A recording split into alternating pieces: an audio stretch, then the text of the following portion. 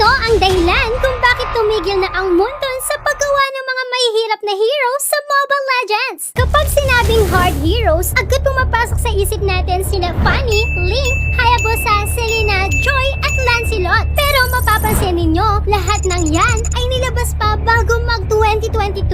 Simula nun, karamihan sa mga bagong hero ay hindi na ganun kahirap gamitin. So bakit nga ba wala ng hard heroes ngayon? Simple lang ang sagot. Sobrang sikat ng MLBB sa Southeast Asia, mas maraming casual at bagong players dito. At para sa kanila, mas madaling ma-enjoy ang laro kapag simple lang ang hero. Samantalang, ang mga sobrang hirap na heroes nakaka-discourage lalo na sa mga nagsisimula pa lang. Isa pa, ang mga hero na may simple pero effective na mechanics ay kadalasang mas ginagamit ng karamihan. At kapag mas madalas gamitin ang hero, mas malaki ang tsansa na bumili ng skins na syempre mas maganda para sa monton. May isa pang malaking problema sa hard heroes. Mahirap silang i-balance. Sa mababang rank, kadalasang wala silang silbi, pero sa mataas na rank naman, sobrang lakas nila. Kumpara dito, ang mga easy heroes ay mas madaling i-adjust, konting buff or nerf lang, okay na agad. Kaya kung nagtataka ka kung bakit parang mas simple ang mga bagong hero ngayon, hindi yan aksidente. Parte yan ng strategy ng monton.